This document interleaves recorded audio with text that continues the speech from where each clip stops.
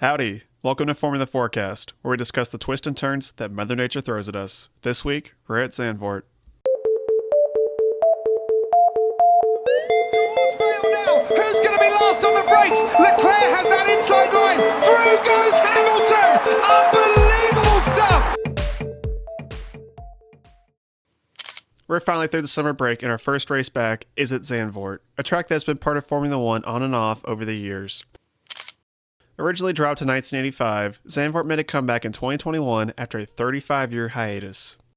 The track is certainly unique as far as Formula One goes with its banked curves. While it may not have many famous moments, I guess the best example would be. And it is double Dutch delight for Max Verstappen, who crosses the line to win the Dutch Grand Prix. Since returning in 2021, the race has been won 3 times in a row by hometown hero Max Verstappen. The only thing he doesn't have in the modern rendition of Zandvoort is the lap record, which was set by Lewis Hamilton in 2021 with the W12. Looking at this week's schedule, Friday we'll have FP1 and FP2, FP3 and qualifying are on Saturday, with Sunday as race day. The weather at Zandvoort this weekend honestly looks miserable.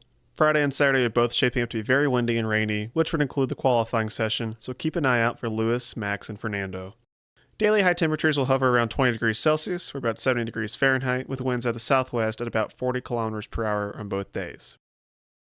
Now, the cause for the terrible weather on Friday and Saturday is due to a rapidly deepening low pressure system over the North Atlantic, which will work its way through the area this weekend, dragging a cold front behind it. As for Sunday, the rain chances look a bit better compared to Friday and Saturday, but things can change as we get closer to race day. At the moment, I'd say there's about a 30% chance of rain.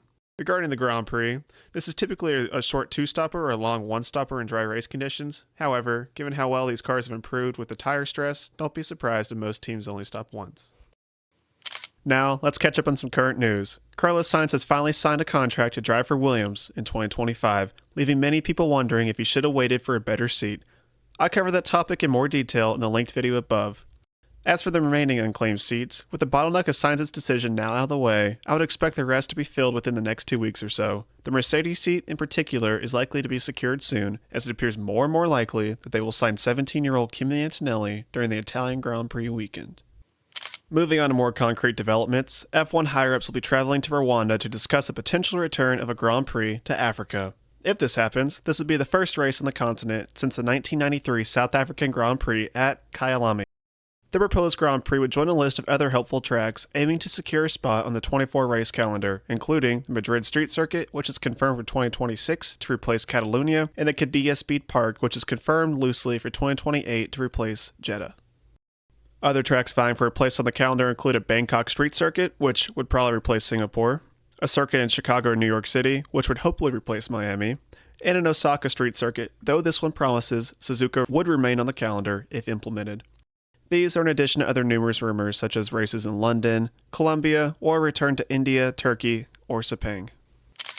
As a newer fan myself, the idea of new races seems exciting, but I'd prefer if it didn't come at the cost of losing traditional circuits. Many of the current street circuits don't provide great racing, with Vegas being the one exception. However, it just seems like F1 will continue moving in this direction, with management likely to replace Spa, a truly iconic track, and putting it on a rotating schedule with Zandvoort, and that really doesn't sit right with me, but I'm curious to hear your thoughts on these changes, so let me know what you think down in the comments below. As for my predictions for the Grand Prix, we're going to do the best 3 teams, worst 3 teams, and my top 5 drivers in order. In the best 3 teams, I'll again say Red Bull, McLaren, and Mercedes. And as for the weakest 3 teams, I still think it's going to be Sauber, Williams, and Alpine.